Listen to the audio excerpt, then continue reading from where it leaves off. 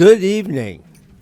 The Cypress-Fairbanks Independent School District Board of Trustees is now convened in a board work session on Thursday, October 6, 2022 at 6 p.m. in the boardroom of the Cypress-Fairbanks Independent School District Instructional Support Center located at 10300 Jones Road, Houston, Texas, for the purpose of reviewing that portion of the Monday, October 10th, 2022 regular board meeting agenda designated as action items and to hear designated reports and recognitions posted in the meeting notice as required by Texas law. I want to welcome the members of our audience and our television viewers to this meeting of the Board of Trustees. As the Cypress-Fairbanks Board of Trustees, we are here to set goals, listen to reports, approve budgets, contracts, personnel appointments, and make policy for the district. It is not the role of the board to make day-to-day operational decisions. The management and day-to-day operations of the district are the responsibility of the superintendent. We have policies and procedures in place to resolve concerns and issues. This is a public meeting of the Board of Trustees, not a meeting of the public. The meeting is open to all who wish to attend and hear the matters discussed. Audience members may not participate in the meeting outside the designated agenda items for citizen participation or public comment. Disruption of the meeting by any person, including the audience, is inappropriate and will be addressed by the board president or the board's counsel as a meeting parliamentarian. Continued or repeated disruption of any board meeting by words or action may result in removal or loss of privilege to attend the meeting. Prior to this meeting, board members received information related to items on tonight's agenda. Agenda items will not necessarily be handled in the order listed on the notice. During the course of this meeting, the board may determine that a closed session is necessary. In that event, the board will meet in closed session to consider matters duly posted for this meeting as permitted by sections 551.071 through 551.084 of the Texas Government Code. These proceedings are airing live on Comcast Channel 16 and the district website. They will also be available as video on demand on the district website following tonight's meeting. For the video to adequately reflect the proceedings, I respectfully ask that you please refrain from talking while others are speaking and that cell phones are turned off or in silent mode. Thank you for taking the time to join us this evening and for your interest in the Cypress-Fairbanks Independent School District. I would also like to take this opportunity to recognize our Community Leadership Committee members who are in attendance this evening. We have two. If you would, either stand up or wave your hand. Nancy Frankel and Tony Yagi. There you are.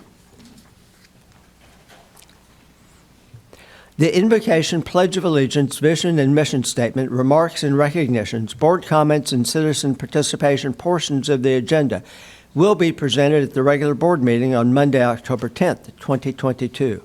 As a start to the new school year, we have made changes in the meeting agenda and have new procedures in place for audience participation. During the board's Team of 8 training, consensus was reached regarding these changes.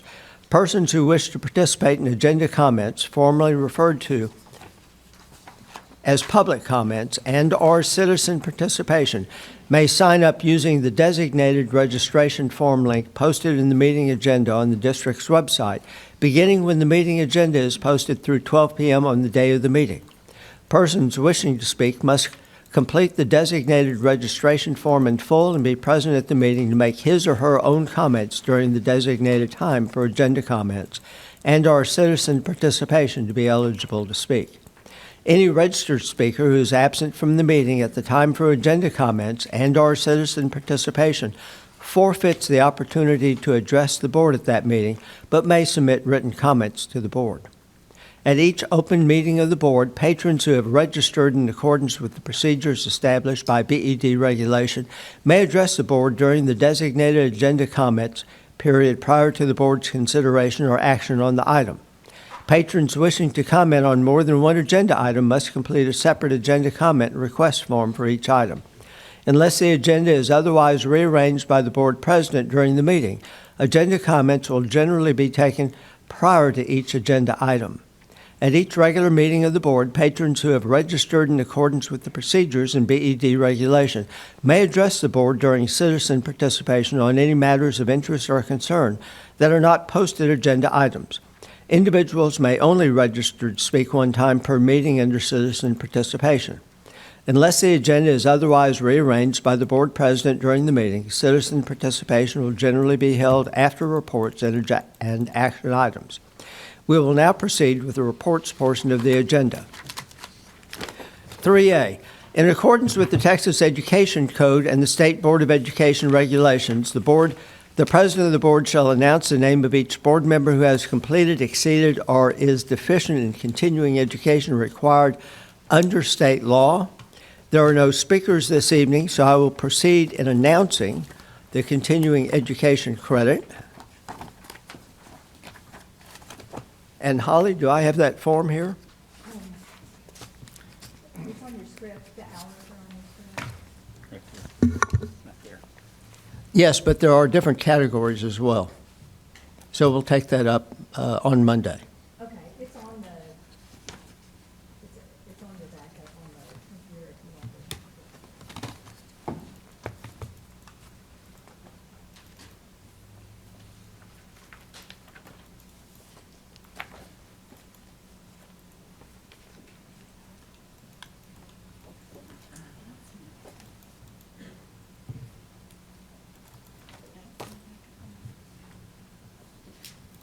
We'll just get it on there Monday. I clicked, there's a link there, but it didn't pop up. So total hours, Tom Jackson, 53.75, Julie Heineman, 49, Gilbert Sarabia, 36.75, Debbie Blackshear, 14.50, Dr. Natalie Blassingame, 55.75, Scott Henry, 38, Lucas Scanlon, 28. 3B, the administration will present an oral report on the proposed 2022 tax rate. There are no speakers this evening, but Karen Smith, our Chief Financial Officer, the microphone is yours. Thank you. Thank you, Dr. Henry, President Jackson, and members of the board. Before I begin, I would like to introduce David Paulka. He is the district's tax assessor and tax collector. He's waving his hand over there.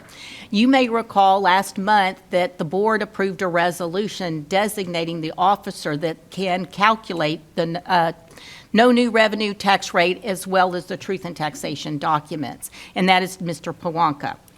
The district contracts with Linebarger, Grogan, and Blair and Sampson for our tax collections.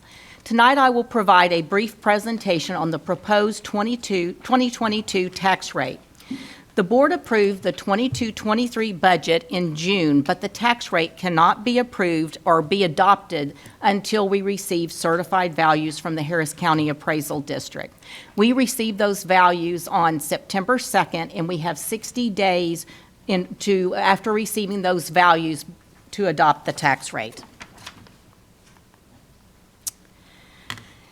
A portion of the tax rate is the maximum compressed rate, and the M&O tax rate is compressed to the lower of the state compressed rate or the local compressed rate. And what compression is it's based on the fact of when property values increase more than 2.5%, they will compress the tax rate down so that the taxpayer does not see more than a 2.5% increase in their values based on the maximum compressed rate.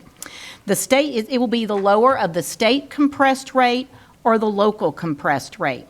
The state compressed rate for 2022 is 0.8941.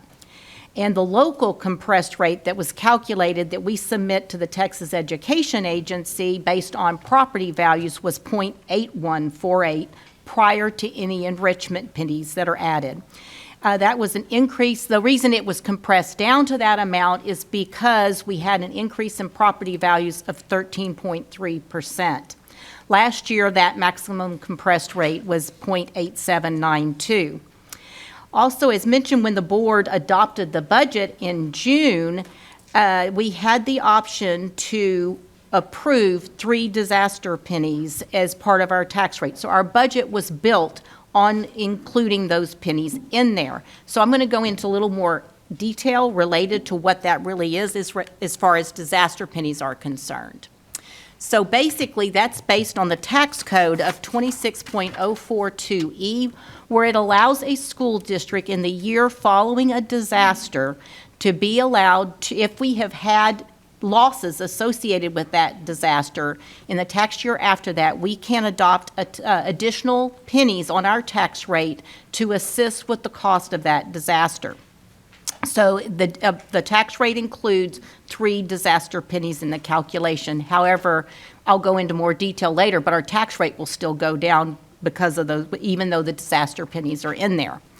The disaster pennies will bring about another $38 million into the budget. We also must specify the disaster or declaration that provides the basis for authorizing us to be able to access those disaster pennies. We all, I think, remember Winter Storm Uri, and it is the disaster that allows us to be able to do this, which is the disaster 4586, which was the Texas severe winter storm disaster. The notice of public meeting to discuss the tax rate and budget, first of all, it's posted, we posted that in the paper prior to June 30th when we adopted the budget. We also, you have to publish a revised notice and hold another public meeting whenever you adopt a tax rate that exceeds that in the notice, which it did not, or whenever we adopt a tax rate that exceeds the voter approval tax rate based on the certified roll.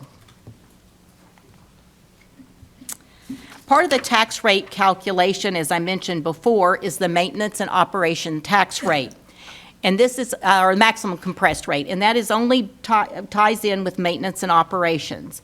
And then it is determined by Texas Education Agency. The district submitted the information based on our preliminary certified rolls that we got at the end of July from Harris County Appraisal District, and then they have till about August, I think, 8th, 10th, something like that, to provide us what the maximum compressed rate will be.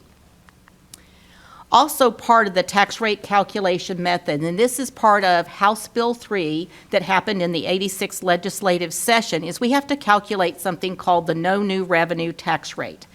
And this is something that's very confusing, and I want to share with the new board members because there's some language that ties in with this no new revenue tax rate that doesn't really make a whole lot of sense, to be honest. And basically, it is the tax rate that would produce the same levy in the coming year as the property that was on, it's adjusted for the property that was on there last year, and they're comparing, in other words, they're trying to create the exact same property on the roll when that is not reality, because we add property to the roll and there's changes to the roll between the 2 years. And they basically are calculating a rate that produces no more revenue, tax collections, based on that tax rate. So that it is part of the truth in taxation calculation. So basically, as far as the proposed tax rate is concerned that we will be proposing to the board to adopt is a tax rate of 1.2948. And that is less than the 2021 total tax rate that was 1.3392. But it is more than the no new revenue rate you see up here of 1.233754. Because of that, there is language that is required both in the motion and the tax resolution that the board must approve. So the board motion to adopt the tax rate has to say, I move that the property tax rate be increased by the adoption of a tax rate of 1.2948, which is effectively 4.95% increase in the tax rate. Then, in looking at the proposed total tax rate, as I mentioned, it will decrease, and it will actually decrease by 4.44 cents. But the resolution must include information, verbiage in it because of the new revenue tax rate being more than the adopted tax rate or proposed tax rate. So you have to say that this tax rate will raise more taxes for maintenance and operations than last year's tax rate. We also have to say that the tax rate will effectively be raised by 6.53% and will raise taxes for maintenance and operations on a $100,000 home by approximately a negative 34.40 cents. Now, I see some confused faces here, and I agree, this doesn't make sense at all, that we have to say it's increasing by this percent, when in reality, we then have to say it's decreasing by 34.40 cents. And that's because they're taking it and trying to create a tax rate, a rate where we have no new revenue. And that is not, that's basically impossible whenever property values are increasing. So that is, it's a language that was new with House Bill 3.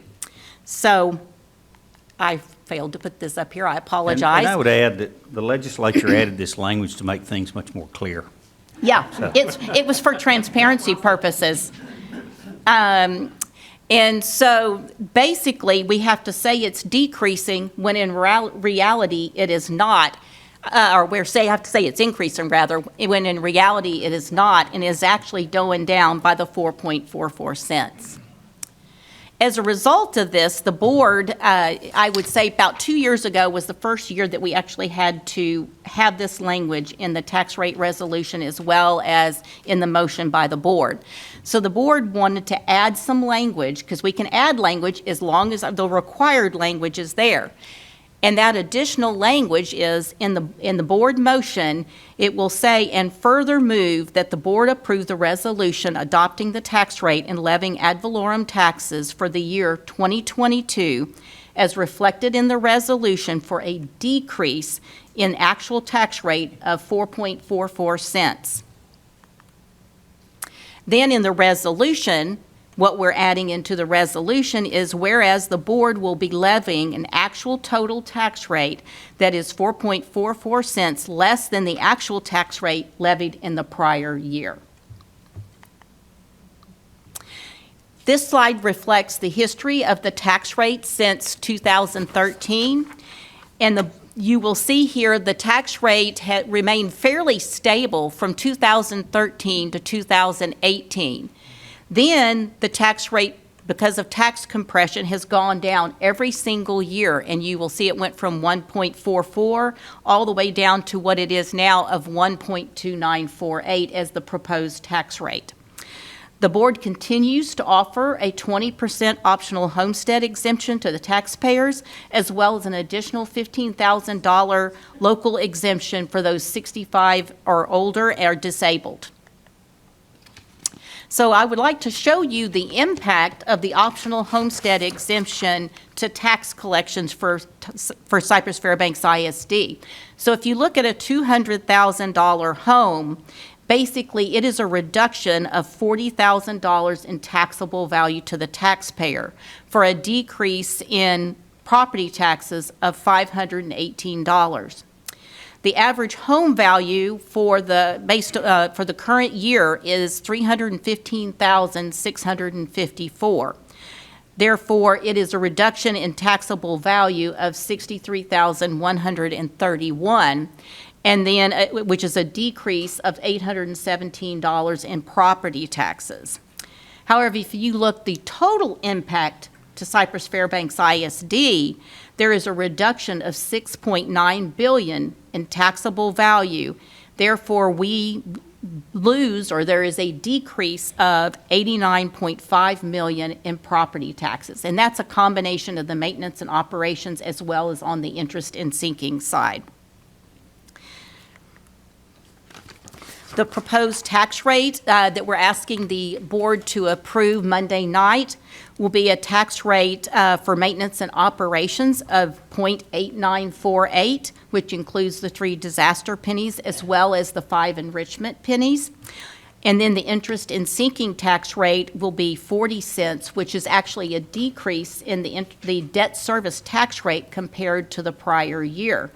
And you may recall that when we had the 2014 bond election as well as the 2019 bond election, we had indicated a much larger an increase in the tax rate. And therefore, we have actually not only not increased the tax rate as we shared with the voters might happen, we have actually gone down on the tax rate from 41 cents down to 40 cents. So it's gone down a penny. So now I am open for any questions that you would like to ask regarding the tax rate. Could I add one thing, Mr. Jackson, before that? And Karen, you may have this handy, and one of the board members may have been going to ask this, but I think it's important, since you're right on this area, with the 20% homestead, optional homestead that we allow, and instead of the $1.29 tax rate, what does that actually make our effective tax rate? Well, it really does not turn it into an effective tax rate, and let me tell you What why. what would it take?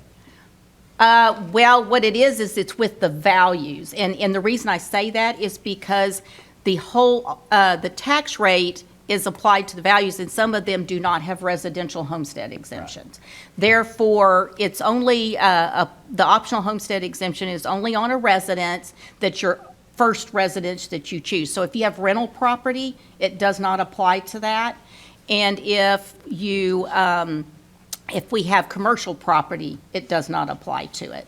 So you can't exactly calculate that with it because of the fact that when you apply it to the values, not everybody receives it. Right. Great question. Okay, let's start on the right. Scott? No real questions, but I think we went through this last year as well. I was sitting in the audience and listening to this very logical explanation of this, and I guess the NNR as well explained to us, and makes perfect sense. But thank you for the transparency, and thank you for the thoughtful presentation as well. But thank you very Thank you. much. I think it makes sense now, and I think I finally understand it. Thank you. Natalie? Great presentation, no questions, thank you. Gilbert? Lucas? Thank you, Karen, for putting that together. Wonderful job. For the viewing audience, could you walk us through the impact of the pennies that are being applied and kind of how the math works? And when you say pennies being applied, are you referring to the disaster pennies? Basically, the district, as I mentioned, whenever there's a disaster, the year after the disaster, we can adopt as many disaster pennies up to total of 17 cents enrichment pennies. However, we already have 5 that's part of our tax rate, and it was based on looking at the amount of damage we had to the district, or the costs that were incurred by the school district because of the winter storm. And so we looked at that and basically are suggesting 3 pennies associated with Winter Storm Uri. And that'll bring $38 million to the district in additional tax revenue for 1 year. And it's only good for 1 year, those disaster pennies. And then it goes back to, they go away. It's only in the year after a disaster. Is the $38 million in additional taxable revenue that we're going to realize, is that offsetting any revenues that would otherwise be taxed? Or is it in addition to? It's in revenues? addition to. Okay. So we don't interpret those pennies as something that is effectively reducing a tax rate. It has no bearing on that, correct? Correct, and the tax rate still went down 4.44 cents. Got it. I won't ask any questions about how we are raising by 6.53% to effectively get a negative $34. Yeah. That is insane. It is, it's just, like I said, it's a statement required by House Bill 3, and even though the tax Yeah. rate decreased, basically, it's because of the increase in taxable values. So the board basically has to say it's increasing the tax rate when it is not. Okay.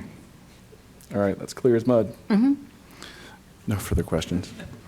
Julie? Thank you, Karen. I do have a few questions. When we look at the resolution of the board to set the tax rate, and we say that the tax rate will effectively be raised by 6.53%, can you share the calculation that was used to come up with a 6.53%?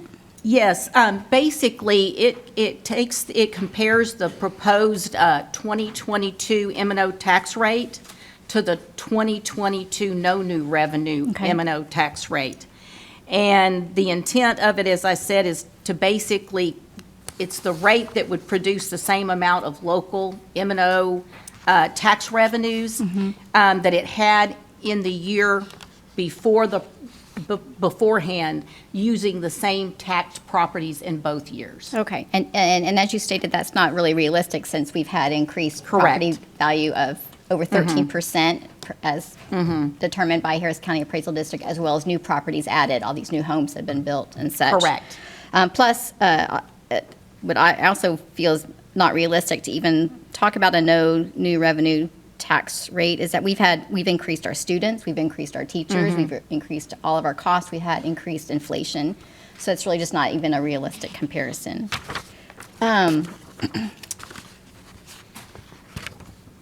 So the calculation used to come up with the negative $34.4 increase as stated in the board resolution. Can you explain that, how you came up with that number as well?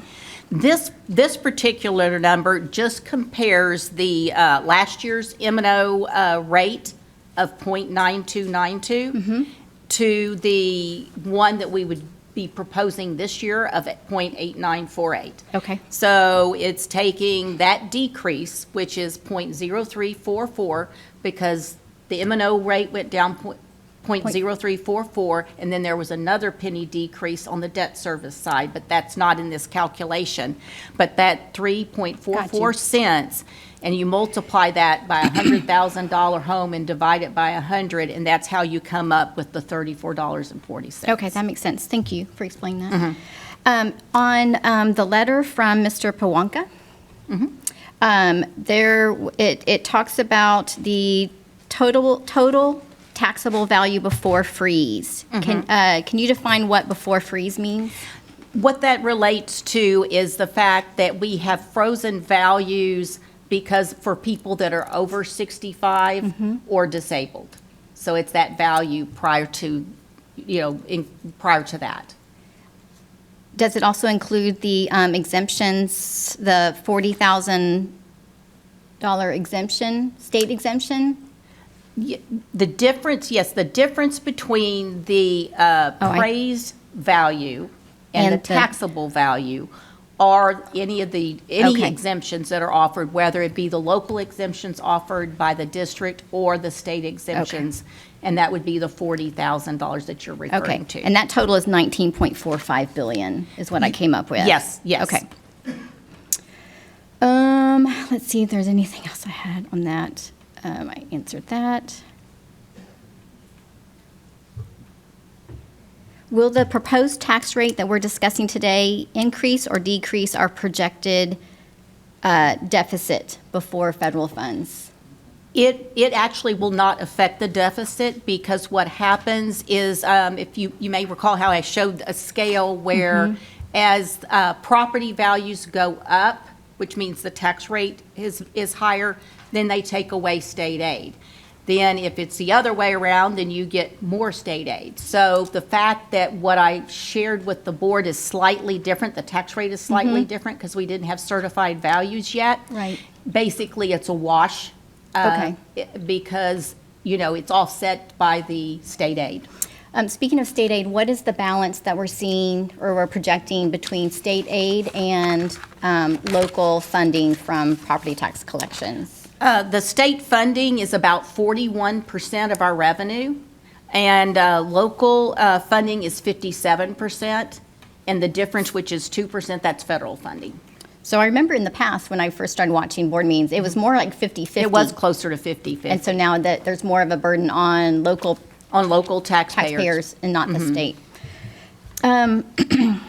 So I have a couple questions about our, we call it the optional homestead exemption of 20%. And when we say optional, it's not really optional to homeowners, it's optional to the school district to offer. That is correct. It's optional to the school district to offer that resolution to taxpayers. So it's an additional property tax relief that the district provides to taxpayers, which I appreciate as a taxpayer. From what I saw, there was really only 2 districts in our area that offer that. That's correct. Is that correct? Yes, the ones that I know in the area is Spring Branch and HISD, and they both offer a 20% optional homestead exemption also. Okay. I pulled the presentation from last year to look at that, and because of the increase in property values per HCAD,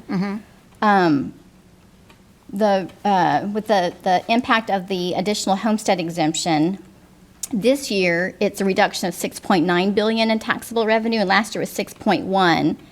So the decrease in property taxes to the district, it went from $81.6 million to now 89.5. So that there's just a huge, it just continues to grow exponentially every year. Yes, and the thing is also included in that, we shared the optional homestead exemption, but the district also offers that exemption that I was telling you about for people 65 or disabled, and that amounts to about 6.1 million. And then we also have the Freeport, we have the Freeport exemption, and therefore we lose funding based on that Freeport exemption too, and that's property value. Also that where we utilize that, and we cannot take away that Freeport exemption. Once it's approved, you cannot take away the Freeport exemption. Really, just one more thing that I was looking at, and Dr. Henry asked the question. I actually had it in my notes too. I know you say it's hard to calculate what the actual net effective tax rate is, but because some people have rental property, some people, all that. But I still feel like we could somehow come up with a hypothetical home and say on this hypothetical home, we're proposing a tax rate of 1.29, but because of the additional homestead exemption, the effective rate is, my calculations, 1.03, which is significantly lower than our neighboring districts who do not offer an additional homestead exemption. If I ran the numbers on last year's 1.339 tax rate, the effective rate was 1.07. So, and I know my numbers are, it's just based upon a hypothetical house, but I think that's just, it's just important to know that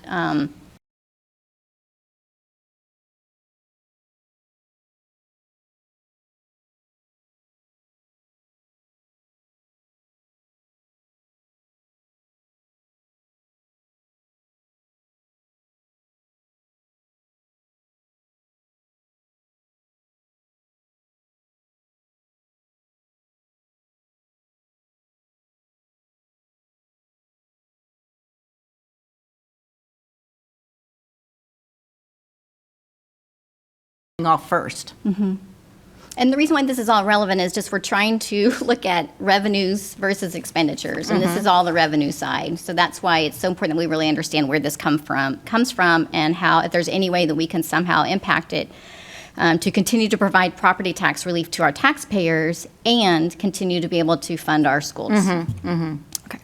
I think that was all my questions for now. Thank you. You're welcome. Karen, thank you for your presentation. Julie, excellent points that you brought up about the OHE.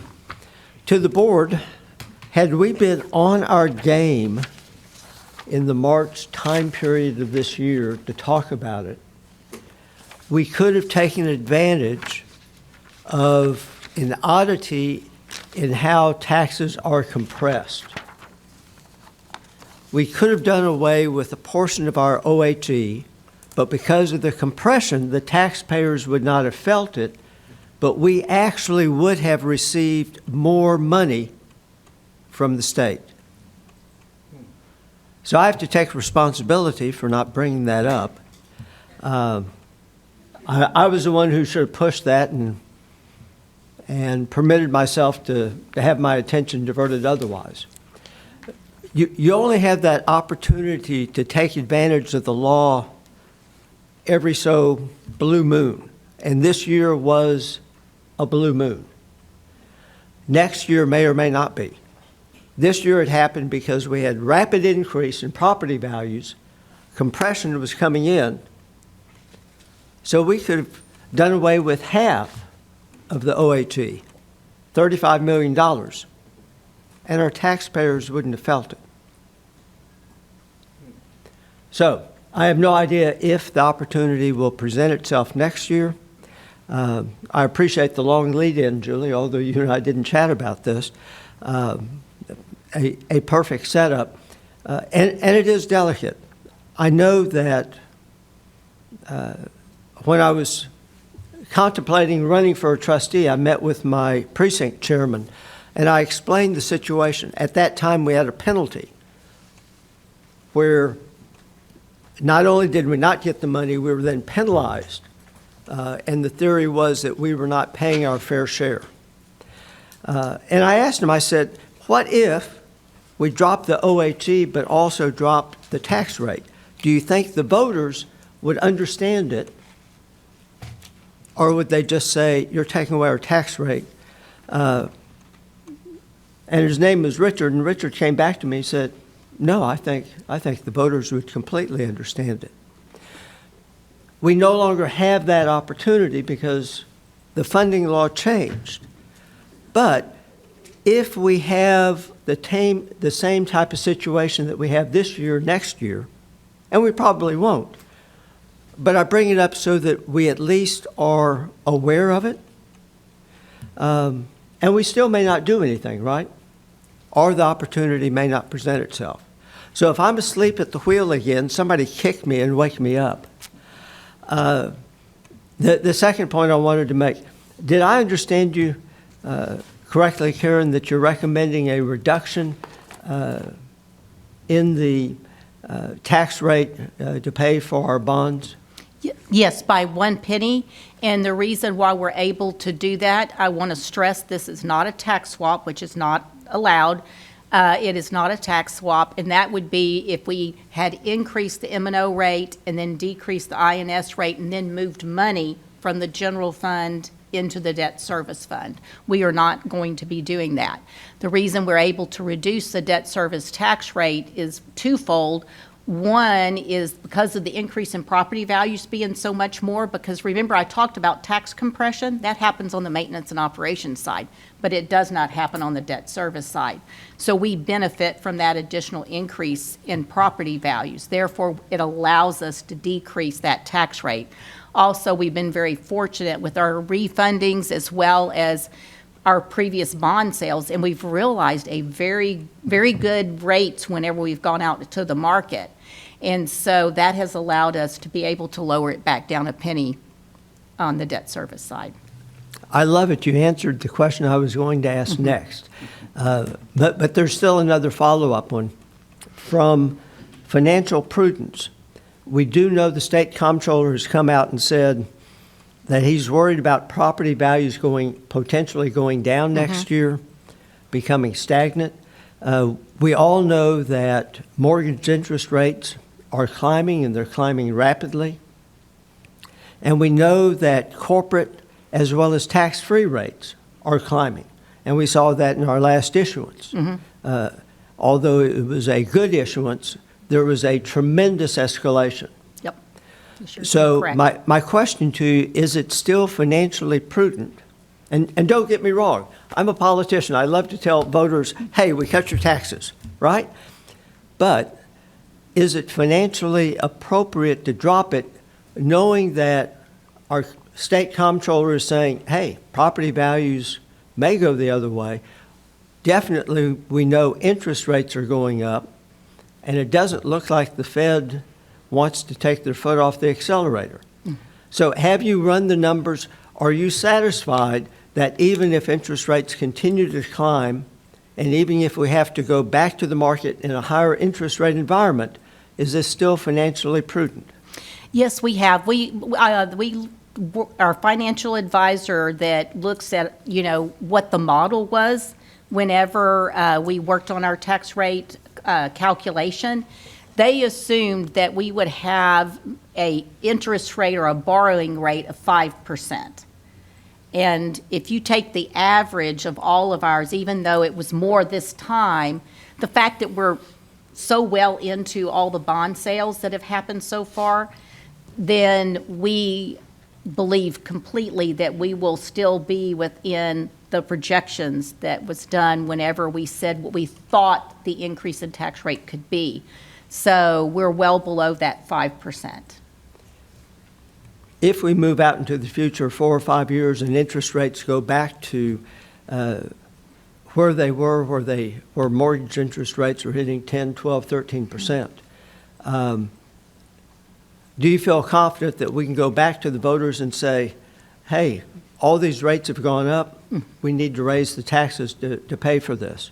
Well, and that would be with a new bond sale. I mean, not a new bond sale, a new bond election, when we do a new bond election. And every time when that happens, you calculate based on the values of basically what's going on now and what your projections are, and come up with those calculations and let the taxpayers know the potential increase in the interest in sinking or debt service tax rate.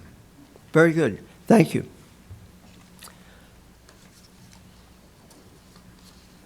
Item 3C. The administration will provide a progress report on Goal 4, Communication and Community Relations, Objective 1 to 3 of the Board Monitoring System. There are no speakers on this topic this evening. Presenters, Teresa Hall, Leslie Francis, Joel Weckerly, Dawn Tryon. I think I pronounced your name properly this time. So who leads, Teresa? Good evening, President Jackson, Board of Trustees. This evening, we are excited to present to you the progress and outstanding work by our Communications and Community Relations Department in achieving the targets you established for Goal 4 of the Board Monitoring System. On the screen, you will see Goal 4, and I cannot say enough about the work of this outstanding team and the work that they do each and every day. And I honestly believe that the work they do contributes to building the trust and confidence in our community, in our district, and helping the district achieve their goals. So we'll begin the presentation with Target Objective 1, and I'll turn it over to Ms. Tryon. Thank you, Teresa. President Jackson, Board of Trustees, and Dr. Henry, I am absolutely thrilled to be able to share the great things that are happening in community engagement as well as in our communication department. I've been an educator for 27 years, 25 all in Cy-Fair, and 25 of those years have been on a campus. So it's a great privilege to be have the opportunity to engage business partners, local restaurants, churches, mentors, volunteers, and partner with them and share the great things that are going on all 93 of our campuses. And like our newest board members, I too am in my second year in this position, and I'm honored to serve with you.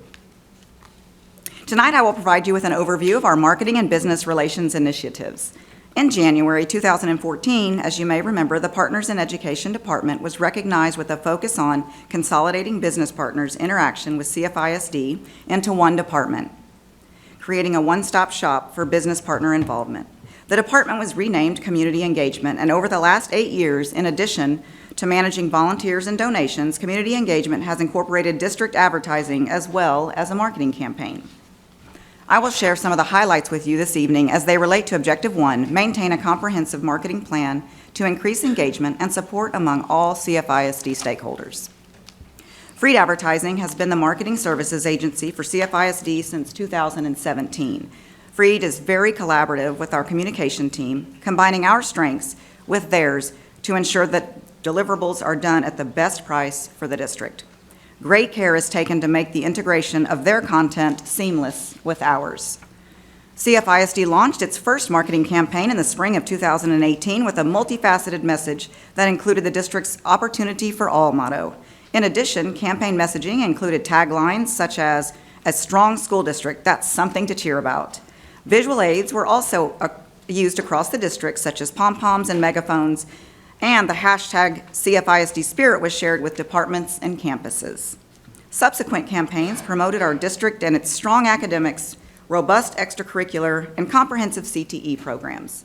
Additionally, we sent out mailers to target demographics and geofenced certain areas to optimize the delivery of digital advertising.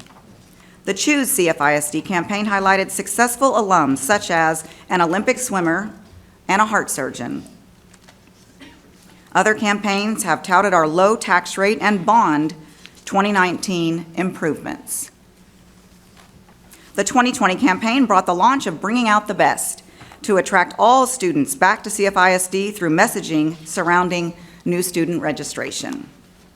In 2021, we launched 2 additional campaigns to assist with pre-K and spring enrollment. The pre-K enrollment campaign ran from March to July and generated awareness among parents of the importance of in-person pre-K kinder for their child and supported enrollment. This campaign drove a total of 15,608 users to the CFISD website. For our campaign this year, we presented Freed with the challenge of increasing enrollment with a focus on pre-K and kindergarten while building on the previously used theme, Bringing Out the Best. Parents need to be informed of the importance of these early childhood programs and how integral they are to a child's educational development. Our strategy emphasized the strengths of CFISD's curriculum and included an approach to reach both the English and Hispanic market and parents with children elementary age. This campaign drove 17,949 users to CFISD's website, increasing from last year, and had a click-through rate of 0.10%, exceeding industry benchmark of 0.08%. Overall, our campaigns delivered at least 90% of the total planned impressions for the duration of the enrollment campaign. Freed was not only able to provide insight on the best media placements for how to reach the targeted audience, but also gathered information through personalized interviews with teachers at CFISD in order to convey they don't just learn, they bloom, the messaging for that campaign. A variety of mediums were created to maximize the reach, including print ads, a billboard, and a Pandora ad, which we will play for you tonight. From the first day of Cyfair ISD Pre-K to the last, it's easy to see how much our young students grow. Thanks to our loving teachers, they become more independent and self-confident. More importantly, they develop a love of learning that will impact their entire educational journey. New student registration is now open for the 2022-2023 school year. To learn more about pre-K and kindergarten enrollment, please visit our website at cfisd.net. The Toolkit for Staff on the employee intranet supported the campaign initiative. In August, Ms. Francis and Ms. Holz shared with you the results of the CFISD Stakeholder Survey. As you may recall, the survey revealed that 7 out of 10 parents believe our school district enhances property values, with the number even higher for staff and community members. Additionally, 75% to 80% of parents rated various aspects of the district as excellent or good. CFISD continues to be a destination district for parents, businesses, and employees. Our district grows by approximately 1,000 students annually, with only 6% of our resident student population attending private school or charter school. We believe these results indicate our ongoing marketing campaign is achieving our primary goals. Advertising revenue remains a consistent source of proceeds to help fund this marketing campaign. Community engagement manages all advertising for the district, which includes both stadium scoreboards, the newly added electronic ribbon boards, bus ads, and monthly newsletter publication ads. One of the benefits of district-managed advertising is our district retains 100% of the revenue, whereas many districts pay an outside source or vendor, therefore reducing potential profits. This is a win-win for our business partners in that they recognize their advertising partnership is also an investment back to the district. An extension of our team is the communication department, which provides instrumental assistance with graphics, social media, videos, photos, translations, and more than anything, cheerleading. At this time, I would like to introduce Joel Weckerly, Director of Communication. Thank you, Dawn. An essential companion to a comprehensive marketing plan is a continual delivery of communication that reinforces the themes of opportunity for all, and specifically this year, bringing out the best. To aid us in this effort, we build an annual communication plan that lists all major events and projects with deadlines. Although a school year can be fluid with many coverage opportunities popping up, new content is added to the plan once we receive it. One of the color-coded topics that is pervasive throughout our communication plan is bond communication. We take pride in not only communicating what is in the bond package prior to the election, but also communicating how the bond funds are being used afterward. Each month, we feature a bond video on a different topic, renovations, safety and security, new campuses, etc., to show our community the latest improvements. Our bond webpage can be found at cfisd.net/bond, and we keep all the videos, links to photo albums, and project statuses updated for the viewing public. Every Thursday, we post an assortment of construction photo updates to Facebook taken within the previous week by our contractor, Multivista. We then tweet a link to these and tag the associated campuses while using the Cfisd bond hashtag. The the albums allow the viewers to see a project from its infancy to its completion. A continually growing and evolving communication medium that we utilize is social media. When we initially launched our marketing contract with Freed, one of the recommendations was to brand a district hashtag, Cfisd Spirit. Although our campaign themes have evolved from year to year, the hashtag has remained in place. It has become a consistent part of our branding, and campuses in turn continue to use it on a daily basis, as you see here. In the last calendar year, the Cfisd Spirit hashtag was used nearly 19,000 times just on Twitter, for an average of 52 times per day. That's a growth of 12% from the previous year. Here is a snapshot of our 4 most used social mediums. The audience columns show our total followers, page likes or subscribers for each platform. Impressions are the number of times our content is displayed, no matter if it was clicked or not. Engagements are the measure of comments, likes, and shares. You will notice that Facebook remains our most used social media platform. We send out our community newsletter, The Connection, on the last Tuesday of every month. The electronic publication includes the latest news and reminders for upcoming events, as well as advertisements that are sold by the Community Engagement Department. The Connection goes out in both English and Spanish to more than 190,000 total recipients. The Connection for Employees newsletter features more employee-specific content. It goes out the second Tuesday of each month to 18,000 plus recipients, including employees and substitutes. A report on our last 3 months of community newsletters revealed an open rate of 26%, above the 20% industry average, and the employee newsletter had an open rate of 49%, above the 35% average. We regularly receive news tips about student, staff, or campus achievements or other items of interest to the community and send these out to media in the form of press releases, while also duplicating these on our website and sharing on social media. Over the last 3 years, we have sent an average of 358 press releases each year. Items that get picked up and reported on by media we include in a weekly report to the board and district support team called our News Digest. An important asset to our department, the video production team averaged more than 400 videos published over the last 3 years. The videos we posted resulted in more than 1 million views across all social media platforms over the last year.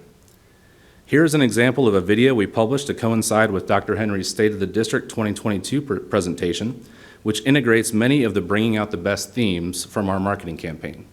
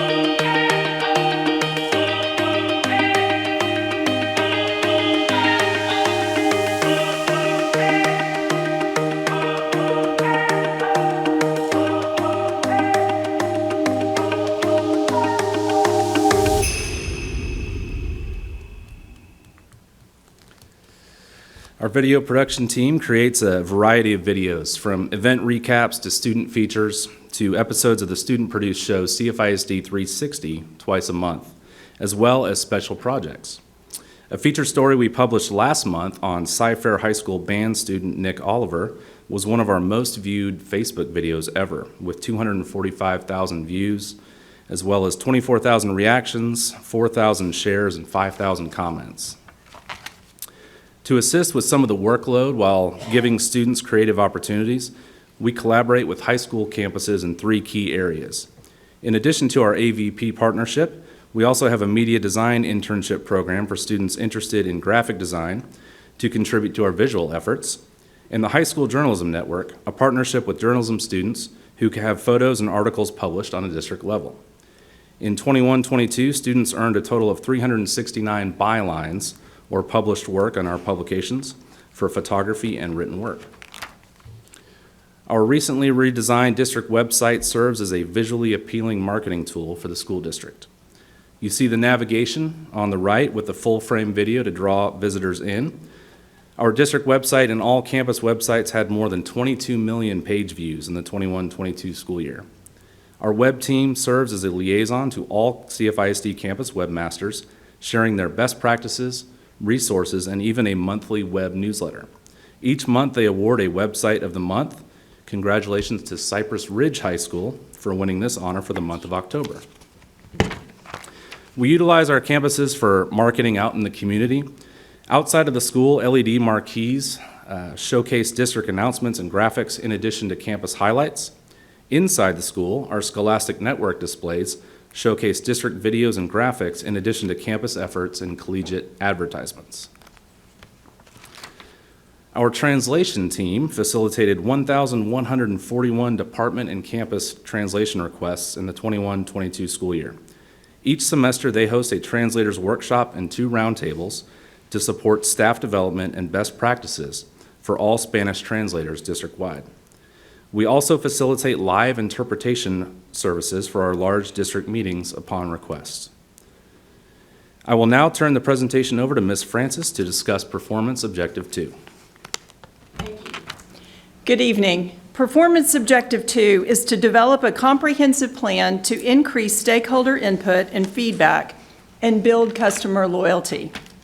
In response to board member input and feedback, the following recommendations were made to achieve the previously stated objective. 1, implement a district-wide survey, which was conducted in the spring, and the results were shared with you in August. 2, create a standard committee application to cast a wider net among members and increase stakeholder representation.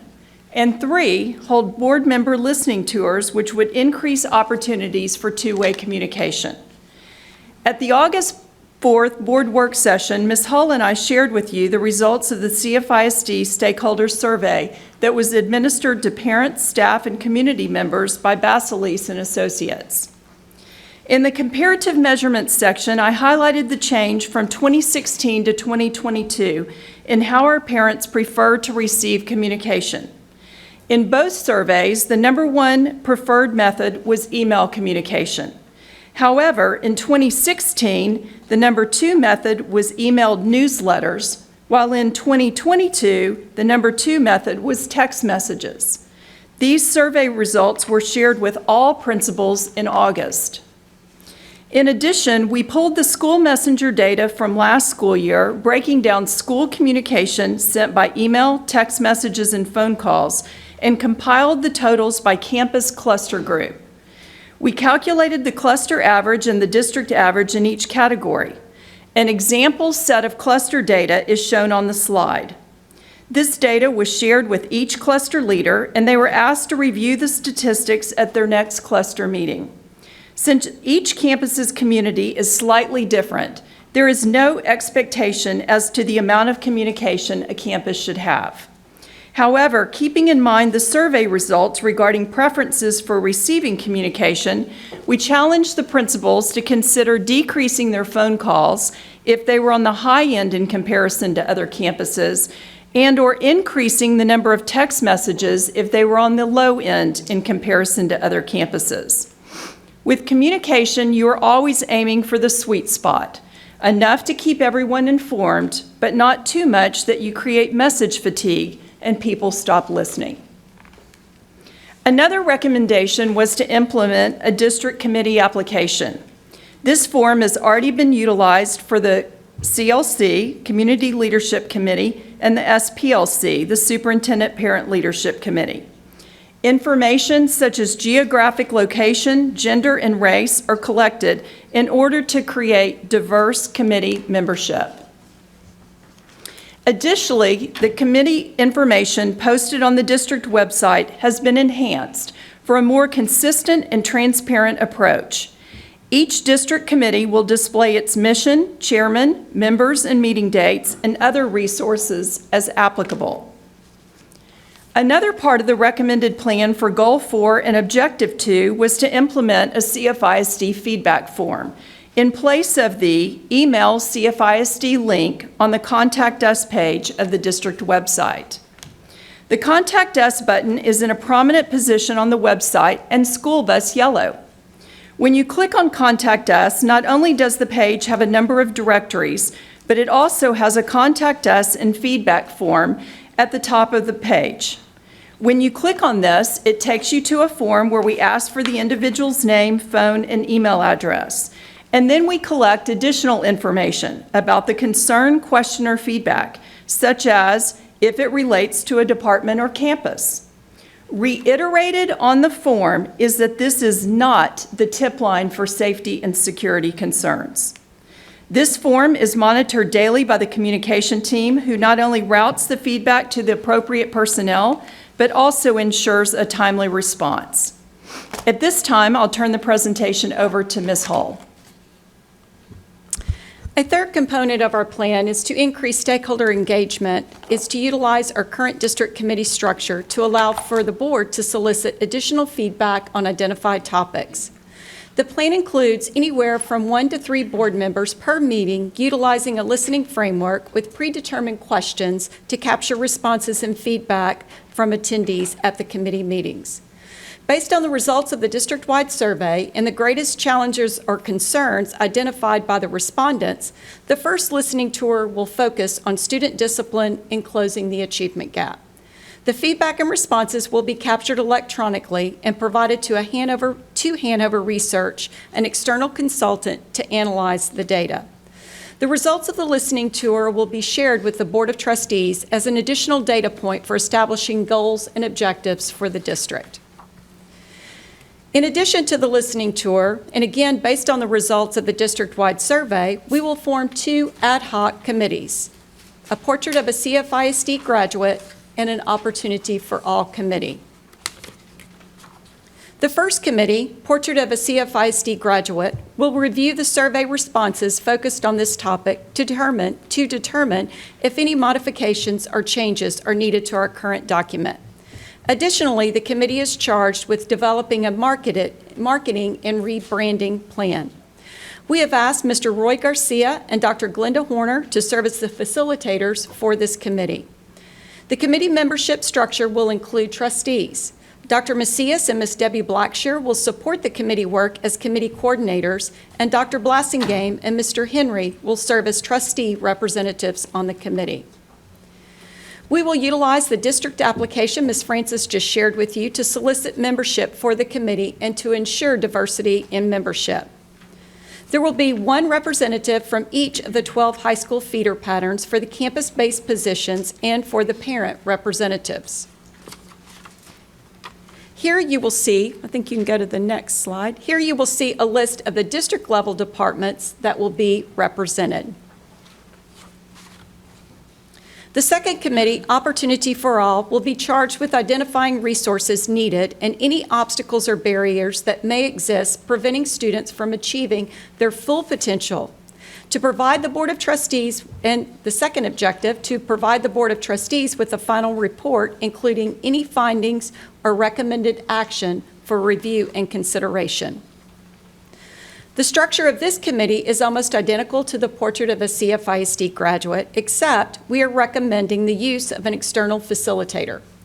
We're in the process of researching and identifying potential candidates for this role, and we hope to have more details to share with the board in the next week or so. We have identified Ms. Heineman and Dr. Deborah Stewart as the committee coordinators, and Mr. Sarabia and Mr. Scanlon as trustee representatives. Again, we will utilize the district application process to solicit membership. On the next two slides, you will see the membership structure, and again, the same as the portrait committee. Okay, you can go to the next slide. I will now turn the presentation back over to Ms. Tryon to present on Performance Objective 3. Thank you, Teresa. Objective 3 is to engage parents, businesses, and community members in Cfisd volunteer opportunities and events. It is no secret that our business partners in Cfisd are second to none. During the 2021-22 school year, our district and schools received coupons, cash donations, and in-kind donations from generous business partners. To engage our local businesses, we host business partner meetings once a month. In those meetings, we share ways to partner with Cfisd to strengthen our community. Examples of exceptional giving were seen at Kroger at our school supply drive in August, valued at $34,500. ICI's donation, totaling more than $160,000, continues to support students in need of school supplies. And our business partner at Costco donated backpacks to the students at McPhee, valued at $9,600. Most recently, Eagle Bergman made a generous donation of $250,000 to Kirk Elementary, designated to enhance their blended learning initiative, making its total commitment to Kirk of $500,000 since 2014. These are just a few outstanding examples of how our community businesses partner with our schools. Several events throughout the year offer sponsorships for businesses, including the VIPS Appreciation event each May to recognize and show gratitude for the continued support of our district volunteers and business partners. The Superintendent's Fun Run is held each spring to raise money for the Cypher Educational Foundation for scholarships for our high school seniors. It's a great way for our schools, departments, and the community to work together for a common cause. Last year, Dr. Henry presented a check for $125,000 to the Cypher Education Foundation. Mark your calendars for April 1st and join us to celebrate the 10th anniversary of the Fun Run. I'd also like to give a special thanks to Memorial Herman Cypress. They have been the underwriter of this event since 2018. Cfisd has long been recognized for its excellence in volunteerism, and I am especially proud that in recent years, our quarterly Lunch and Learns have drawn a record number of attendees. Community members leave with new knowledge of Cfisd's educational topics such as safety and security of our schools, transportation, volunteer opportunities, and fundraising. In addition, our mentor program has nearly doubled, which I attribute to outstanding social media coverage and offering more convenient and frequent trainings.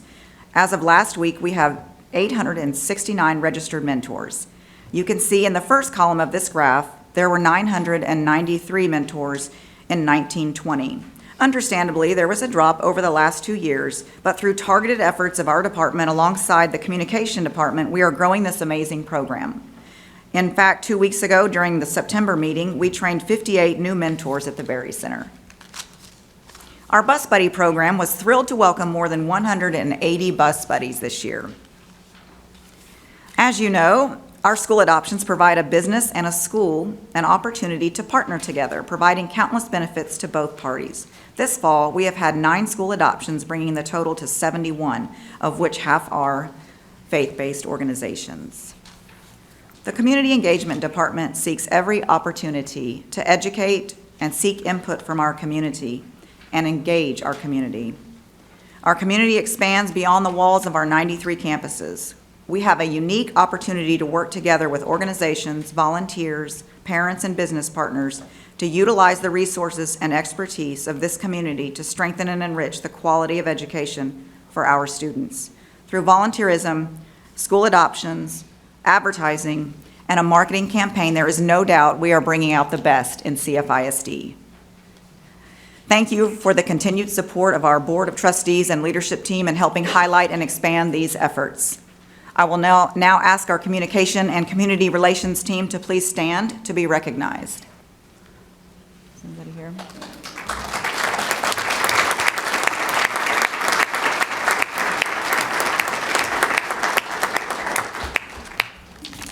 And at this time, we are happy to answer any questions. Looking to my left, Lucas. Julie. No questions. I just want to say thank you to you all for all of your hard work. We are so blessed to live in a community that supports our schools, and that there's such great connection between businesses and churches and schools and parents and volunteers, and you all really nurture that and shine a light on that. So thank you for all your hard work. To my right, Scott. Yeah, great job. Thanks for the nice presentation. I know we did a lot of work and great work on the advertisements for pre-K. Do we have any anecdotal stuff on our empirical evidence on how we did as far as the pre-K? Did we actually see results from that, Linda, or anyone, as far as how we did on enrollment from that? Did we get the results we wanted, enrollments for that? Did we actually get? We have been growing in pre-K by leaps and bounds. Every Right. week, I'm signing something because we need a new setup for pre-K. So yes, it has been just Fantastic. great response, and I know that the team continues to work on that so we can get more students in. Fantastic. Yes. Great. Thank you very much. Natalie. What a small but mighty team. That's a lot of clicks, pages, ads, videos for such a small group, so congratulations. Really beautiful work that also captures the spirit of the kids so well, so we appreciate all the work you guys do on your team. I did have a question. One was in the adopted school program. I was really excited to hear those numbers. How many schools are still looking to be adopted? We have 71 adopted, so we have 93 campuses, so we are consistently looking for, it's mostly our high school campuses. Our business partners love to adopt our elementary campuses as their size is smaller and staff. And so when I find that big business partner who's ready to take on a beautiful high school, I get so excited. We just had an adoption today at Cy Creek, and it was amazing. And so we continue to push, and I'm out there working on building those relationships so that we can get all of our campuses adopted. Awesome. High schoolers need love too. That's right. And then I just had another question around, there was a statistic, and I missed it, the number, sort of gathering of data around those that attend private and charter that from our It's district. It was a something nice small like- number, but then also how we get that number. The 6%. That was- 6% was the number? That was actually in the demographic update, the latest one from PASA. It was straight from that report. And The one what they we had reported about- as the number of resident students that attend private or charter schools. Thank you.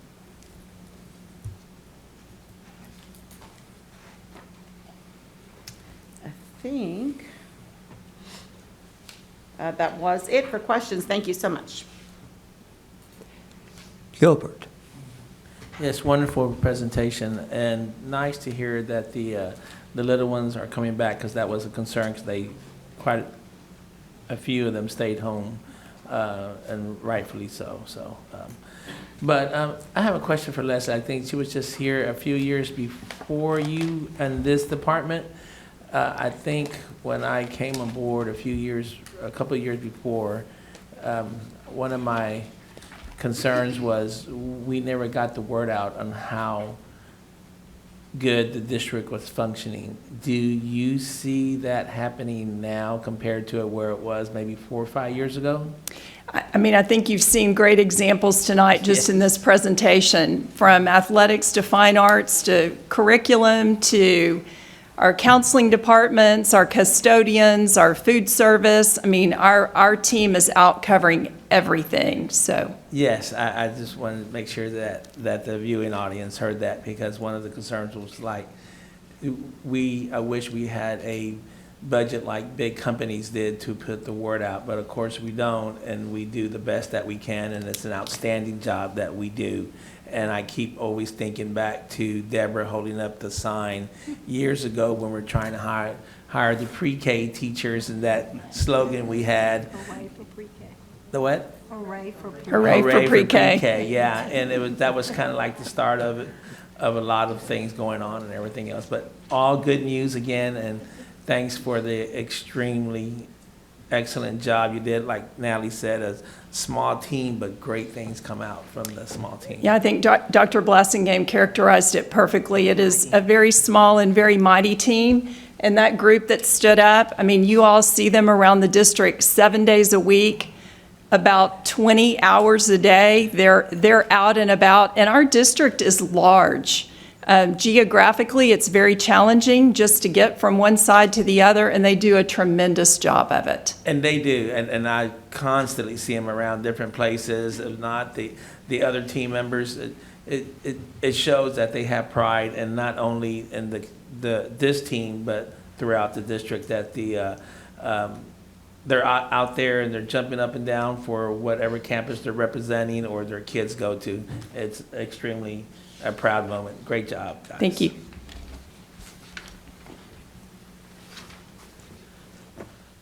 Let me say a truly exceptional job. I love to see the trend numbers, but the one trend number that would have been fun for you to put up is where we were 10 years ago or 15 years ago. One of our pride and joys is our Adopt a School program. But if you take a look and see where we were 15 years ago, it was fledgling. It was a little bird that couldn't get off the ground, but we were trying. I know that I spoke in the downtown area that there were other districts other than the very large district that serves most of Houston. But it seemed like businesses could see that large district needed attention and support, but they kind of forgot about the other districts around. And although I don't know that any of the major Fortune 100 companies have come to us, certainly I am proud of the businesses that stepped up and say, we don't have to be 12 or 20 billion strong. We can make a difference right here. This was actually a political hot potato 12 years ago, hotly debated not only here but across the entire state. And I appreciate the fact that the district has persevered, you had support of the board, and you proved that this is a good thing. I was enthused enough about the idea that 10 years ago, I visited with the Commissioner of Education and wouldn't let him go until I thought that I had made my point. I understand the Commissioner may have given a superintendent a phone call to express the enthusiasm of one of the members on the board that he worked with. Something that you left out that I would have loved to have seen that you include is we also have an active school Adopt a School program.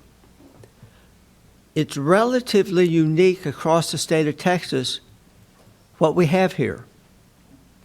And this is where our parent organization, primarily at the elementary schools, will take funds that they have raised and they go to one of our sister schools and they help.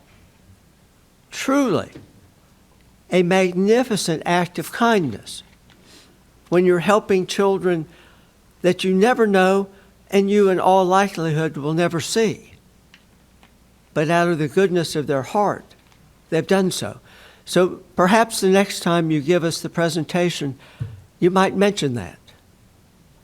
One other thing that was a campaign issue of Christine and I 11, 12 years ago is we wanted more communication in languages other than English. I think we've made great strides in Spanish. I don't know if we need to address other languages. I don't know enough about truly our demographic makeup to make a rational recommendation in that area. But perhaps that could be something that we take a look at and evaluate. We do have other Spanish-speaking groups that arise. I'm always reminded, I went on a trip with educators, superintendents from the El Paso area, and I found out that because of the Air Force Base out there, that they had a large enough contingent of German-speaking families that they had their own German bilingual program. I had never thought that German could be a bilingual program in the state of Texas, even though it probably was, 150 years ago, right? But the summation, truly a wonderful job. And I want to say thank you also, as I would expect, an excellent production here too, right? You got to show how good y'all are, and you're good. Thank you. One point of clarification, we do offer translation services for all languages. We partner with a company called Alboom Translation, and we can have, in a matter of minutes, someone on the phone or someone over the internet who can speak a language that's needed for a parent or a student that may need that. So, Thank you.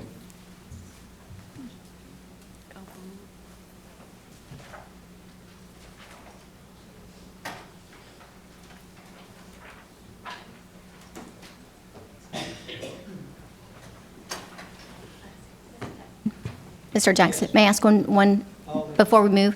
Ms. Hull, you shared that there were opportunities to apply to serve on the 2 ad hoc committees. Is that application available online? Not yet. We wanted to present this information to you this evening, and our plan is to have that up by Monday. Okay, so by Monday, interested Yes. community members, parents. Correct. Could apply to Yes. serve on those committees. Thank you. Sure, thank you. And Julie, thank you for bringing that up. I had that in my notes I made. I know in the past that we don't always have participation throughout the district. Geographically, there are some areas that are very robust. I suspect it may have to do with the amount of time that parents have to give. But I know we'll be focusing in and paying attention to make certain that we have representation throughout, correct? Correct. And the way we have structured each committee, there will be one representative, campus representative from each high school feeder pattern. That could be a classroom teacher, a campus administrator, or parent or non-teaching personnel is what we call them. So that could be one from each high school feeder pattern.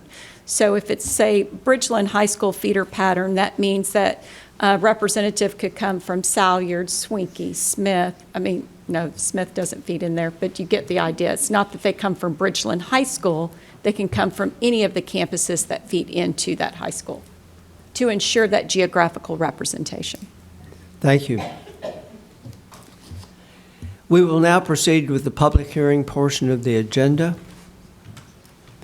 The board will hold a public hearing at 6 p.m., a little past that, on Thursday, October 6, 2022, on the 2020-2021 District School First Accountability Rating.